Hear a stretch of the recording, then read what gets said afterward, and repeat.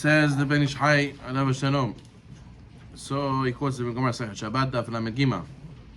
We're going to speak about a bunch of Gemarot describing Gehenam, but for us, it's not supposed to make us depressed.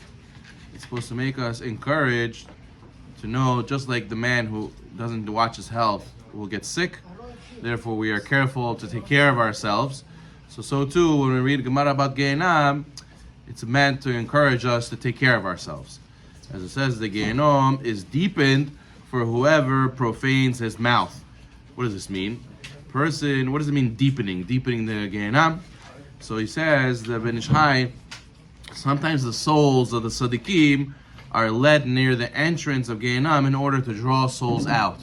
Right? Sometimes the Tzaddikim, they have to suffer not to go to Gehenom, they just have to pass by Gehenom. And the fact that they see Gehenam is already suffering. Like you see a guy who's going through a medical procedure, you say, "Woo, oh my goodness." You see the other guy go through the suffering, it's already a suffering for you. So therefore, some Tzaddikim, they have to be led by Gehenam. And why they led by Gehenam? Another purpose is in order to pull out some people in Gehenam, but when passing by Gehenam. So what happens? So when we say that someone who profanes his mouth, dirty mouth, Gehenom gets deeper for him, it means that the tzaddik, when he passes by Gehenam, right, he sees a person suffering by getting burned and from the blazing fire there. But a person whose Gehenom is deeper, he's in the deeper parts of Gehenam, he's not by the entrance. And who does the tzaddik grab? The tzaddik grabs the guys by the entrance. So a person whose Gehenom is deeper for him, it's harder for the tzaddik to pull him out. The Gemara says that the Gehenom has 7 names. Sheol, Avadon, and then there's Gehenom, there's Tafteh, and the Gemara says there's a bunch of names in Masechet Eruvin. So now, the Gemara says that in the original list, Gehenam and Tafteh weren't there. It was added afterwards. So the Gemara says, so the Ben Ish Hai asks why. So he says that whenever you read the name of something, that's the essence of the item. So he says, our sages say that right, Kishmo Kahu, right, his name, and that's what his essence is. Adam Rishon, for example, he saw each animal in Gan Eden, and he gave each name to each animal, and that's the essence of the animal. So the Gemara says that there's 7 names that are the essence of Gehenam, but Gehenam and Tafteh are not. They're not the essence of the matter. That's why they were only added later. But a person has to know that it has a very important purpose. For example, the Gemara says that one of the names is Sheol. Sheol means grave. Right? Yaakov Avinu said, if I lose Binyamin, you're going to put me in Sheol. You're going to put me in the grave while I'm alive. I'm going to be dead. So therefore, Sheol means a grave. Why is the name of Gehenam? So he says Sheol comes from the word Hash'alah. Hash'alah means a blown. He says to suffer properly in Gehenam, the nefesh soul needs a body. Since its own body's in the grave, so it's lent a different body in Gehenam. Sheol means borrowed. So therefore, to suffer the suffering in Gehenam, there needs some sort of a body. So if a person's lent a body and to suffer in Gehenam. The pasuk in Mishlei says, Sheva yipol sadik v'kam. The righteous man falls 7 and he rises 7. Why 7? 7 levels of Gehenam. Sometimes Sadiq falls into Gehenam in order to bring up a Jew that was in there. So therefore, sometimes you have to go all the way to the bottom, all the way to 7. So 7, Sheva Yipol Sadiq Vekam. So he says, in Gemara Sechet Rosh Hashanah, he says those of Israel and the Goyim who sin deliberately with their bodies, they go to Gehenam where they're judged for 12 months. After 12 months, their bodies are destroyed, their souls are burnt. The wind scatters them and they become ashes under the soles of the feet of the righteous. This is Gemara Daf Yud Zayin Rosh Hashanah. So what does it mean, ashes? This is all a metaphor. He says the souls of the wicked are burned in order to separate the good from the bad. Right? Just like in a refinery, the gold has to go through the refinery to get melted to separate their impurity.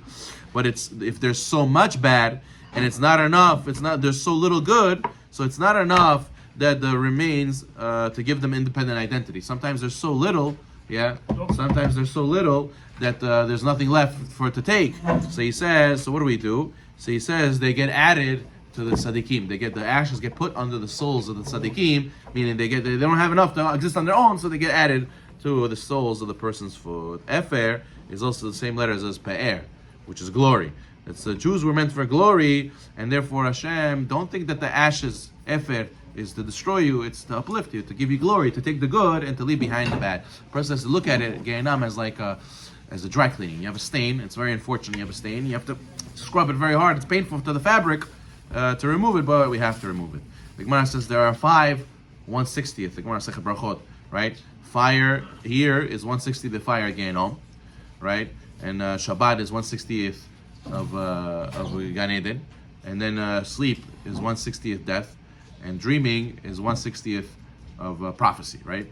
So the fires of Gehenom are hundreds of thousands of times more powerful than the fire in this world. The Gemara says, why does it say 1/60th? It's really more than 1/60th. So he says, the Ben Ish Chai says, the Gemara is talking about, because in the laws of kashrut, what happens if non-kosher falls into kosher? So you say 1/60th, right? And there's nullification, right? So the Gemara says, when the fire is 1/60th of Gehenom, it means that the fire here is batel.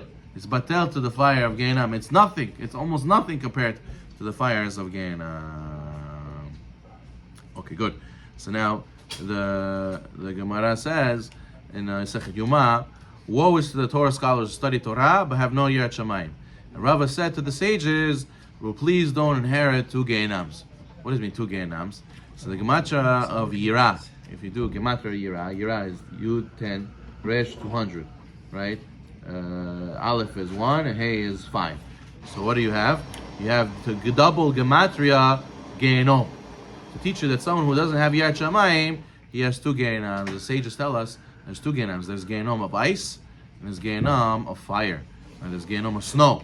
Right? So those who cooled off their desire to perform mitzvot, you were supposed to have a fire for mitzvah, and you cooled it off, you were lazy. So you go to fire, the Gehenom of ice, of sheleg, right? And then there's a Gehenom of fire for those who had a fire for averot. So they have to go to Gehenom of fire. So, ba'esh u'b'mayim. But that's why a lot of the Mekubalim, they used to do gilgulei sheleg, right? They used to roll in the snow. Why? Because they didn't do a positive mitzvah, so they want to do tikkun. They don't want to go and suffer in Gehenom, so they do it here. They get the suffering here, kapara here, and not over there. So the Gemara says, the fires of Gehenom do not rule over Torah scholars, right? Reb Zera used to check himself, put his hand in the fire in this world, and he said it doesn't burn him, that's a sign in Gehenom, it's also not going to burn me. So the Gemara says that when Elisha ben Avuya passed away, they said in Shamayim, he'll not even go to Gehenom, and he will not go to Olam Haba. So he's not going to be judged in Gehenom, we can't because he studied Torah. And we can't put him in Olam Haba because he did Averot. So Rameir says better that he should be judged in Gehenom and then be able to go to Olam Haba. And he says, you'll see, Rameir says, when I pass away, you'll see the smoke will come out of his grave, meaning he went to Gehenom. And the Gemara says that's what happened. So Elisha ben Avuya was a Tana who went off the derech. He went against Hashem. So if the fire, the of Gehenom cannot go on a Torah scholar, so how did he go to Gehenom? How did the smoke come out of his grave? So the Ben Ish Chai says, in Gehenom, there's different departments of Gehenom. They one of fire, one of smoke, one of snow, one of hail. So the Torah scholars are not judging the one of fire, they're judging the other one. They're judging the one of smoke. He says another way to explain is that the Gehenom of fire does not touch Torah scholars. It says it means it doesn't turn them to ashes. Right? Only the wicked are turned to ashes. But the Chachamim, they will not. They will be in Gehenom, but they won't be in the total judgment that usually a person gets. So you see that there's many different types of punishments over there, and a person has to think about these things before he does Averah. The Gemara Sechakitin says whoever mocks the words of the sages is judged with boiling excrement. He'll be dipped in boiling excrement. So number 2. So the fires, the Ben Ish Chai says the fires of Gehenom burn somebody according to his wickedness. If there's somebody who's made fun of sages, so what happens? He'll get boiling excrement. Then when he comes out, they don't wash you. So there's a tremendous smell. So even in Gehenom, nobody will want to be next to you. There'll be such a smell. He says that's what it means, that because he mocked the sages are supposed to bring everybody close to him. And you made it, everybody went away from him because you mocked him. So now everybody's going to want to be away from you. You're going to have this smell. That's what Tosafot says. The place the Baal Tshuva stands, the Sadiq doesn't stand. So many explain the Baal Tshuva is higher. But the Tosafot says, no, the Sadiq doesn't want to sit next to the Baal Tshuva because it smells. He says that the Averot that he did in the past, he has to clean it first. Until he cleans it, so it's going to have a smell. So it says, in the Gemara Sechar Rosh Hashanah, we'll do one more. He says the heretics and the traitors, Gehenam ends, but they do not end, and their faces become like the bottom of the pot. That's the Gemara Sechet Rosh Hashanah. So it says there's a Gehenom that usually everybody goes to, and there's an end, right?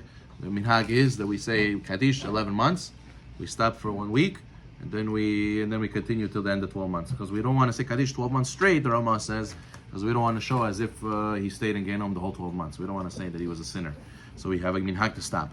But usually at 12 months it ends the Gehenom. But for the perpetrators, the people who went against the Jewish people, and the people who were heretics, they denied the God, denied Torah.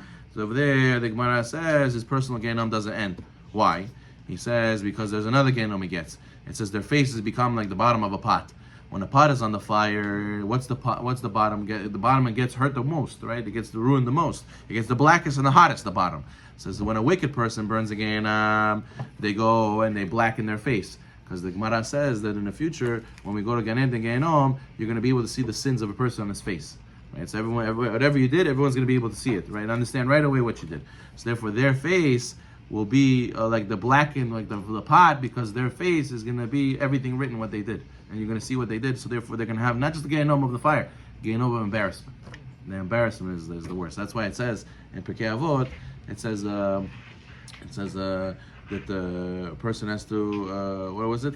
He has to remember where you went, where you came from, where you will go, and and who you're going to give din cheshbon, right? So over there, the Ben Yonah says you should know who you're going to give din cheshbon, judgment and calculation, and he says the hardest part of that din, of that judgment, is the busha.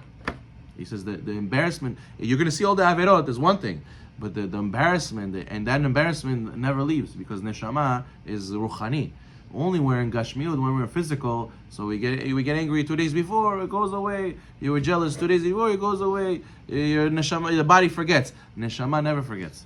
Like Mana says, the neshama learns something one time, never forgets. So the busha that a person will have in Olam Abad, that everybody will see as averot, it'll never go away. That initial embarrassment, you're going to be feeling exactly the same, like the first time, every single time. So it says, that's why their Gehenom never ends. So we should be zocheh to learn this, not get depressed. Learn this, and remember to guard ourselves, because it's not worth it over there. It's not worth it. Baruch Amen. Scary.